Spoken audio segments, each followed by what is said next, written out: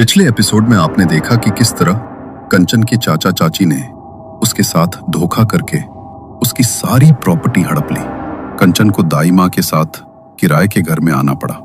कंचन ने दाई माँ को बचपन से काला जादू और टोने टोटके की क्रियाओं को करते देखा था, इसलिए वो अपने चाचा चाची और उनकी बेटी पारुल को बर्बाद करने के लिए दाई माँ से काले जादू का इस्तेमाल करने को कहती है, मगर दाई माँ उसे इस दलदल में फंसने नहीं देना चाहती। अब आगे आधी रात के पहर दाई माँ अपने बिस्तर पर सो रही थी और अंदर के कमरे में कंचन अपनी आंखों में आंसू और गुस्सा लिए बिस्तर पर बैठी थी। वो उठी। दाई माँ गहरी नींद में सो रही थी तो उसने उनकी संदूक खोली जिसके भीतर एक काले रंग की पोटली रखी थी। उसने उसे बाहर निकाला और अपने कमरे में ले गई।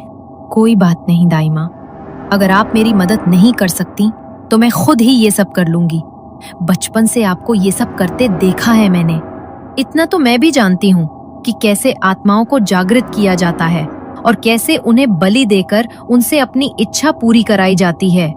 कंचन ने उस काले रंग की पोटली को खोला तो उसके भीतर तंत्र सामग्री और एक किताब थी जिसके भीतर काले जादू और तंत्र की विधियां लिखी हुई थी। कंचन ने वो किताब खोली और उसके भीतर लिखे मंत्रों को पढ़ते हुए सफेद रंग से तिकोने आकारों से एक आकृति बनाई। 4 तिकोनों को जोड़कर एक आकार बनाया जिसके बीच में एक गोल घेरा था। उस गोल घेरे में उसने 8 दियों को जलाया। उसके बाद उसने 3 कोरे कागज लिए। उसने अपनी हथेली पर चीरा लगाया और अपने रक्त से उन कागजों पर अपने चाचा चाची और पारुल का नाम लिख दिया। मम्मी पापा के जाने के बाद तुम सब ने मेरी जिंदगी जहन्नुम बनाकर रख दी, लेकिन अपना हक मैं जाने नहीं दूंगी। आज से तुम्हारी उल्टी गिनती शुरू। तड़प तड़प कर मरते देखूंगी तुम्हें तो मैं। कंचन ने उन तीनों कागजों को मोड़कर दियों के बीच में रख दिया। वे तीनों कागज जले नहीं, बल्कि उनके भीतर कंचन के चाचा चाची और पारुल का तड़पता हुआ चेहरा उभर आया। दियों से निकलने वाली आग की लपटें इतनी तेज हो गईं, मानो वहां कोई यज्ञ कुंड जल रहा हो। तभी कंचन के कमरे की खिड़की पर एक दस्तक हुई। जैसे ही वो दस्तक कंचन के कानों में पड़ी, उसके चेहरे पर एक शैतानी हंसी छा गई। वो उठकर खिड़की खोलने के लिए खिड़की की तरफ बढ़ी। उसने जैसे ही खिड़की खोलने के लिए अपना हाथ बढ़ाया, तभी उसे अपने कंधे पर कुछ महसूस हुआ, जैसे किसी ने उसके कंधे पर अपना हाथ रख दिया हो। वो बुरी तरह डर गई। हिम्मत करते हुए उसने पीछे मुड़कर देखा तो दाई माँ उसके कंधे पर हाथ रखे हुए घबराई हुई खड़ी थी। उन्होंने गुस्से में कंचन की तरफ देखा और उसे खींचती हुई अपने कमरे की तरफ ले गईं। मैंने मना किया था ना तुझे ये सब करने से, उसके बाद भी तूने मेरी बात नहीं मानी। मत पड़ इन सब में बेटा, वरना मेरी तरह पछताएगी। शांति से मौत भी नसीब नहीं होती है जब ये सब क्रिया करते हैं, और कभी मोक्ष नहीं मिल पाता। मेरी बात को समझ मेरी बच्ची, रोक दे ये सब। ठीक है, मंजूर है मुझे। मेरी आत्मा को मोक्ष अगर नहीं मिलेगा तो भी मंजूर है मुझे, लेकिन ऐसी जिंदगी और वो भी इस तरह से नहीं जी सकती मैं। मेरी बच्ची, तू बदले की आग में इस तरह जल रही है कि आगे होने वाली अनहोनी तुझे दिखाई नहीं दे रही। अगर एक बार आत्माओं के चक्रव्यूह में फंस गई तो वे तुझे इस तरह फंसा लेंगी कि तू चाहकर भी उन्हें छोड़ नहीं पाएगी। लेकिन दाई माँ, मेरे हक का क्या? जो मेरा हक उन्होंने मुझसे छीन लिया है उसका क्या? मैं सब समझ रही हूँ मेरी बच्ची, लेकिन अपना हक पाने के लिए ये रास्ता ठीक नहीं है। तूने जो क्रिया की है उसे काटना होगा, वरना वो आत्मा इसी तरह घर के बाहर दस्तक देती रहेगी, और मैं नहीं चाहती तेरा उसके साथ सामना हो। दाई माँ कंचन के साथ उसके कमरे में गई। उसके कमरे की खिड़की से अभी भी वो ठक ठक की आवाज आ रही थी। दाई माँ ने कंचन को कमरे के एक कोने में बैठाया और खुद कमरे के बीचों बीच जाकर बैठ गई, जहां उस आकृति के भीतर अभी भी वे दिए जल रहे थे। दाई माँ ने वहां बैठकर कुछ देर तक कुछ मंत्रों का उच्चारण किया। मंत्र के हर उच्चारण के साथ खिड़की के बाहर से आने वाली वो ठक ठक की आवाज और तेज होती जा रही थी, मगर दाई माँ ने मंत्रों का उच्चारण नहीं रोका। कुछ ही देर बाद एक एक करके वे दिए अपने आप बुझ गए और खिड़की के बाहर से आने वाली वो ठक ठक की आवाज भी तुरंत बंद हो गई। दाई माँ ने चैन की सांस ली और एक मिट्टी के बड़े से कसूरे के अंदर कपूर और लोबान का धुआं कर दिया। वो धुआं घर के हर कोने में फैल गया। दाई माँ ने उस मिट्टी के कसूरे को घर के कोने में रख दिया और कंचन के पास गई। आज तो तूने ये सब कर दिया, लेकिन आज के बाद ये सब करने के बारे में कभी सोचना भी मत। वो तो मैं सही समय पर आ गए और मुझे इन चीजों की काट का तरीका पता है। ये सब जितना आसान लगता है उतना है नहीं। अगर वो आत्मा तुझ पर हावी हो जाती और तुझे उसे काबू में करने का तरीका ना पता होता तो क्या करती तू? मार डालती वो तुझे। नहीं दाई माँ, अपनी कंचन को इतनी कच्ची खिलाड़ी मत समझो। बचपन से आपके साथ रहती आई हूँ मैं। किसी भी शक्ति को जागृत करने से पहले खुद की सुरक्षा कैसे की जाती है अच्छी तरह जानती हूँ, और किस शक्ति की काट क्या है ये भी बखूबी जानती हूँ मैं। मुझे अब सचमुच समझ नहीं आ रहा कि कैसे समझाऊं तुझे। तू बहुत बड़ी मुसीबत में फंसेगी और उस दिन तुझे बचाने के लिए शायद मैं भी यहाँ नहीं रहूंगी। अभी भी वक्त है बेटा, संभल जा, वरना कोई तुझे नहीं संभल पाएगा। दाई माँ ने वहां फैली सारी तंत्र सामग्री उठाई और उसे उसी काले रंग के झोले में डाल दिया। फिर वो झोला लेकर अपने कमरे में चली गईं।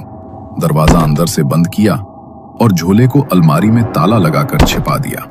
अगले दिन जब दाई माँ सामान लेने बाहर गईं, तो कंचन ने पूरा घर टटोल डाला, मगर झोला कहीं नहीं मिला।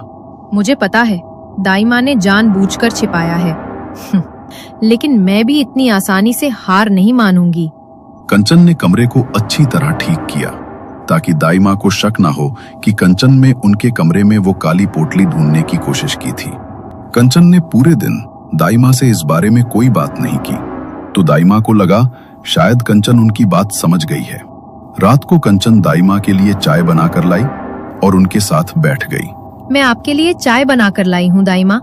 आपकी बात समझ गई हूँ मैं कि मुझे ऐसा नहीं करना चाहिए। जो मेरी किस्मत में लिखा होगा वो मुझे मिल ही जाएगा। आप चाय पी लीजिए, आपका गला ठीक हो जाएगा।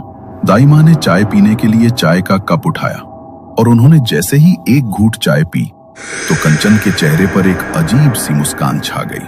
चाय पीते ही दाई माँ बहुत गहरी नींद में सो गई। माफ करना दाई माँ, मुझे आपकी चाय में नींद की दवाई मिलानी पड़ी।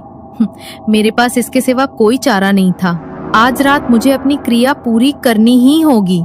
मैं अब उन लोगों को बर्बाद करने के लिए और इंतजार नहीं कर सकती। कंचन ने अपनी अलमारी से अपना बैग लिया और दुपट्टा ओढ़कर घर से निकल पड़ी। चलते चलते वो एक खंडहर नुमा रास्ते पर पहुंची जहां पर एक खाली घर था। घर की हालत देखकर लग रहा था जैसे सदियों से वहां पर कोई रहने नहीं आया है। सालों पुराना घर, और कहा जाता है कि ऐसी जगह पर भूत प्रेतों का वास होता है। बंद और खाली जगह को आत्माएं अपने वास के लिए टटोलती हैं। कंचन इन चीजों से अवगत नहीं थी।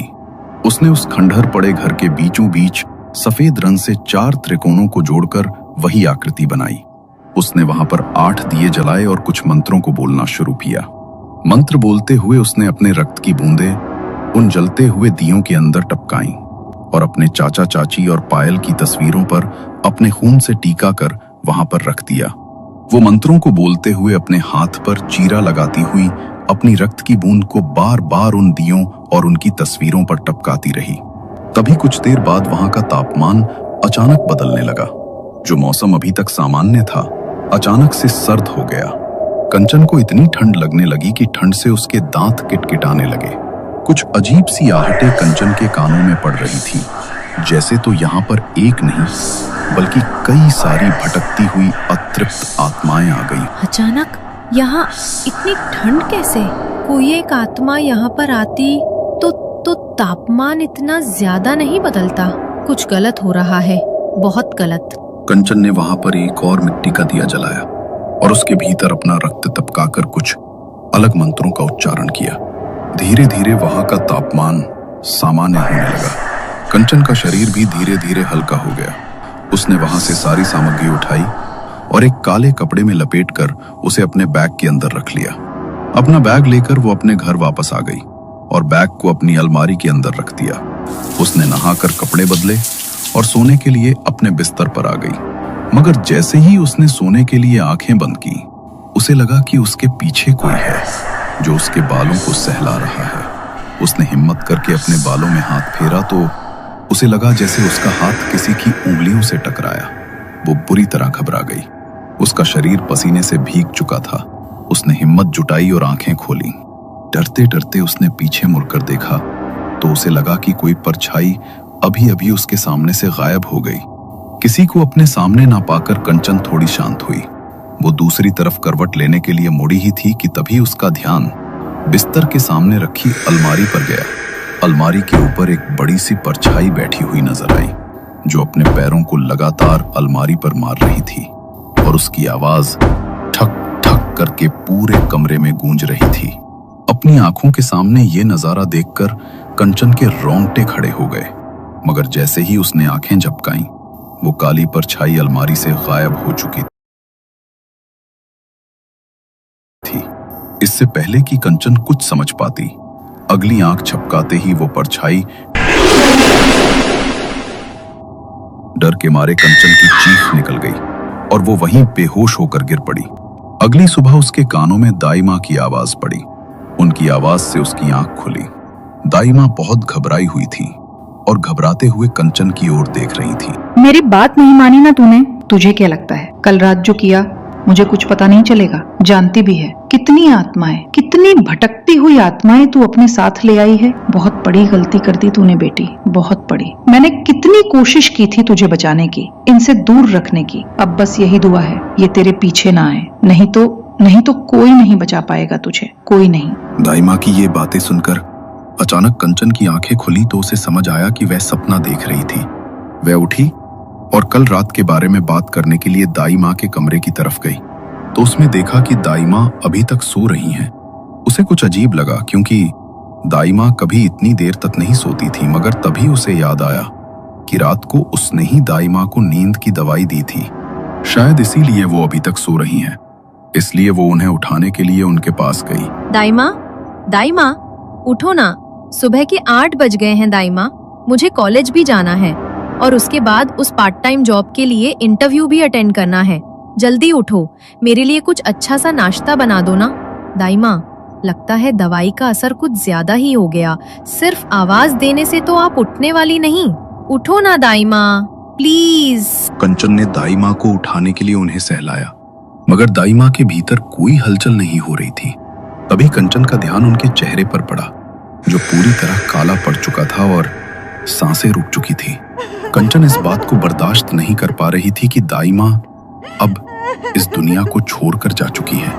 कंचन ने अपना सिर पकड़ लिया और सिसकियां भरते हुए रोती हुई जमीन पर बैठ गई। तभी उसे वो सपना याद आया जिसमें उसे दाई माँ नजर आई थी। इसका मतलब वो सपना नहीं था। दाई माँ ने मुझे बचाने के लिए बहुत कोशिश की, मगर वो आत्माएं उन्हीं पर हावी हो गई होगी। मेरी वजह से दाई माँ की जान चली गई और वो पोटली, जरूर दाई माँ ने उसे छेड़ा होगा, वरना वो आत्मा उनके पास जाती ही नहीं। कंचन ने अपने कमरे में जाकर देखा तो वहां पर वो पोटली नहीं थी। कंचन का रो रो कर बुरा हाल हो चुका था। उसने हिम्मत जुटाते हुए पड़ोस के कुछ लोगों के साथ दाई माँ का अंतिम संस्कार किया। रात को वो घर पर अकेली थी और दाई माँ को याद करते हुए उनकी तस्वीर देखकर रो रही थी। तभी वहां पर उसके चाचा, चाची और पारुल आए। उन्हें वहां देखकर कंचन का खून खौल उठा। आप लोगों की हिम्मत भी कैसे हुई यहाँ आने की? यहाँ आने से पहले शर्म नहीं आई आप लोगों को? चले जाइए यहाँ से, वरना मेरी दाई माँ की आत्मा को मुक्ति भी नहीं मिलेगी। कहा था ना मैंने, मत आओ यहाँ पर। ये लड़की तो बचपन से ही ऐसी है, पहले अपने माँ बाप को खा गई और अब दाई माँ भी चल बसी। इस मनहूस को देखने के लिए ही ना जाने क्यों आए हैं हम। निकल जाओ आप लोग यहाँ से, इससे पहले मैं कुछ भी गलत करूं। निकल जाओ यहाँ से। कंचन ने उन्हें बुरा भला कहकर वहां से निकाल दिया, मगर उसकी आंखों के आंसू रुकने का नाम नहीं ले रहे थे। उसकी आंखों में दाई माँ के खोने का दुख और उसके साथ साथ एक गुस्सा भी था जो किसी को भी बर्बाद कर सकता था। मेरे पास खोने के लिए कुछ भी नहीं है, लेकिन इन लोगों के पास खोने के लिए सब कुछ है। तीनों को एक एक करके तड़पा तड़पा कर मारूंगी।